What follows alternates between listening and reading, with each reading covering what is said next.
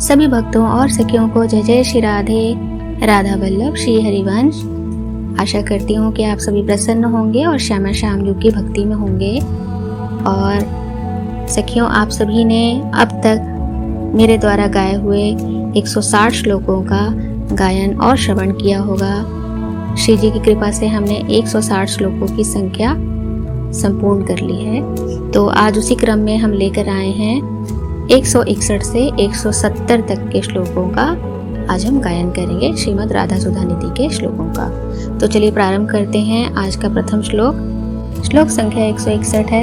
सुधाकर मुदाकरम प्रतिपत्स्फुरन् माधुरी धुरिण नवचंद्रिका जलधि तुंदिलं राधिके अतृप्त हरिलोचना द्वयचकोरपेयं कदा रसाम्बुधि समुन्नतं वदन चंद्रमीक्षे तव।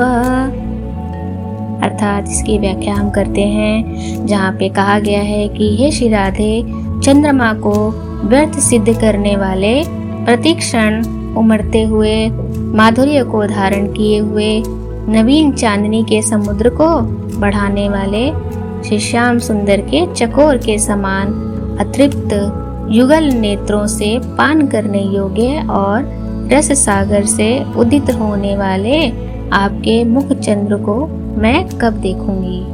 श्लोक संख्या 162 है। अंग प्रत्यंग रिंगन मधुरतर महाकीर्ति पीयूष सिंधो रिंदो कोटिर्विनिंद त्वंदनमति मदालोल नेत्रं दधत्याः राधायाः सौकुमार्याद्भुत ललिततनो केलिकल्लोलिनीना मानन्दस्यन्दिनीनां प्रणयरस मयान किं विगाहे प्रवाहान। अर्थात यहाँ पे हित सजनी जो कहती हैं कि जिनके अंग प्रत्यंग से अत्यंत मधुर रूप सौंदर्य के विशाल वैभव के अमृत समुद्र बरसते हैं, बहते हैं, और जो कोटि कोटि चंद्रों को लज्जित करने वाले और मद भरे चंचल नेत्र युक्त मुख वाली हैं, अद्भुत सुकुमार और सुंदर शरीर वाली हैं, उन श्री राधा की आनंद को निर्झरित करने वाली विलास सरिताओं के प्रेम रस में परिपूर्ण धाराओं में क्या मैं कभी स्नान करूंगी? क्या मुझे ऐसा कभी अवसर मिलेगा? श्लोक संख्या 163 है। मत्कंठे किम नखर शिखया दैत्य राजोस्मि नाहं मैवं पीड़ां कुरु कुच तटे पूतना नाहमस्मि इत्थं कीरैर अनुकृत वचः प्रेयसा संगतायाः प्रातः श्रोस्ते तव सखी कदा केली कुंजे मृजंती। यहाँ पर ही सजनी जो कहती हैं कि मेरे कंठ में ऐसी पीड़ा क्यों करते हो? मैं दैत्यराज नहीं हूँ, मेरे श्री अंग युगल को ऐसी पीड़ा मत दो, मैं पूतना नहीं हूँ। हे सखी, प्रीतम के साथ समागम को प्राप्त आपके तोतों द्वारा ज्यों के त्यों दोहराए गए इस प्रकार के वचनों का प्रातःकाल केली कुंज को बुहारती हुए मैं ऐसा कब सुनूंगी। श्लोक संख्या 164 है। जाग्रत स्वप्न सुसुप्तिषु स्फुरतु मे राधा पदा जच्छटा वैकुंठे नरकेऽथवा मम गतिर् नान्यास्तु राधां विना राधा केली कथा सुधाम्बुधि महा वीचिभिरान्दोलितं कालिन्दी तटकुंज मंदिरवरा लिंदे मनो विंदतु। यहाँ पर ही सजनी जो कहती हैं कि जागते सोते गहरी नींद की दशा में श्री राधा के चरण कमलों की छटा का मेरे हृदय में स्फुरण हो, यानी मेरे हृदय में वो प्रकट हो। श्री राधा के बिना वैकुंठ तथा नरक में भी श्री राधा को छोड़कर मेरी अन्य कोई गति ना हो और श्री राधा की केली कथा रूपी समुद्र की उत्ताल तरंगों में झकोरे लेता हुआ मेरा मन श्री यमुना के तट पर स्थित निकुंज मंदिर के विशाल आंगन में आनंद को प्राप्त हो, ऐसी कामना करती हैं हे सजनीजू भक्तों। श्लोक संख्या 165 है।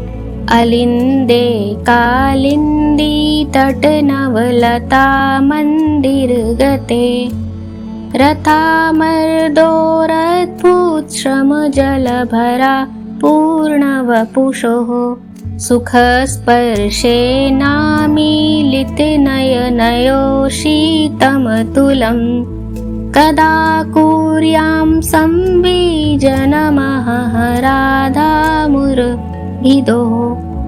हे सजनी जी कहती हैं, आहा, जिनके शरीर प्रेम संग्राम के कारण निकले हुए श्रम जल से लथपथ हो रहे हैं, सुखद स्पर्श से जिनके दोनों नेत्र मूंदे हुए हैं, ऐसे श्री राधा माधव को मैं श्री यमुना तट पर स्थित नवीन लता मंदिर के आंगन में कब अनुपम शीतल पंखा झलूंगी, कब मुझे पंखा सेवा का अवसर प्राप्त होगा। श्लोक संख्या 168 है।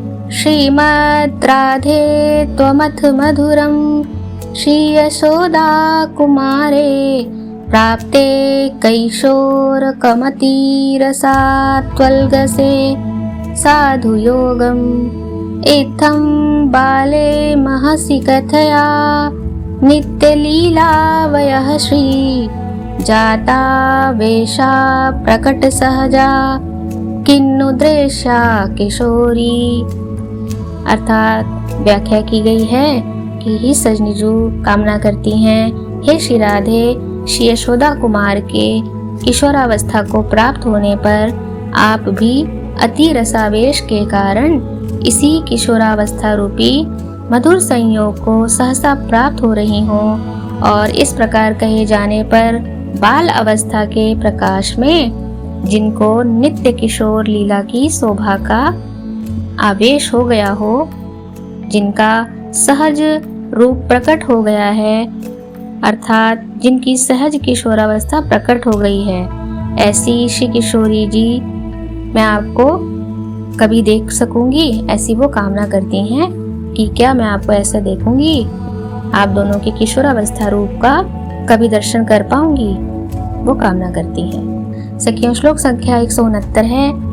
एकम कांचन चंपकच्छवि परम नीलांबुद श्यामलम कंदर्पोत्तरलं तथैकमपरं नैवानुकूलं बहि किंचैकं बहुमानभङ्गिरसव चाटुनिकुर्वत्परं वीक्षे क्रीडनिकुञ्जसिंनि तदहो द्वन्द्वं महामोहनम्। अर्थात इसकी व्याख्या है, अहो, श्री राधा की कांति तो स्वर्ग चंपक पुष्प जैसी है और दूसरे श्री श्याम सुंदर का वर्णन नील मेघ के समान श्याम है। एक श्री श्याम सुंदर महाप्रेम वर्ष के कारण अत्यंत चंचल हैं, तो दूसरी श्री राधा रानी ऊपर से प्रतिकूल बनी रहती हैं। एक श्री राधा अनेक प्रकार की मान चेष्टाएं करती हैं, तो यहाँ श्याम सुंदर रसपूर्ण अनुनय विनय करने वाले हैं। इस प्रकार महामोहन वह युगल श्री राधा श्याम सुंदर निकुंज सीमा के अंदर क्रीड़ा कर रहे हैं, क्या मैं उन्हें देख सकूंगी कभी, ऐसी कामना करती हैं श्री हित सजनीजू। सखियों, चलिए आज की आखिरी श्लोक संख्या की तरफ बढ़ते हैं और श्लोक संख्या 170 है। विचित्र रति विक्रमं दधदनुक्रमादाकुलं महामदन वेगतो निभृत मंजुकुंजोदरे अहो विनिमयन्नवं किमपि नीलपीतं पटं मिथो मिलिताद्भुतं जयति पीत नीलम महा।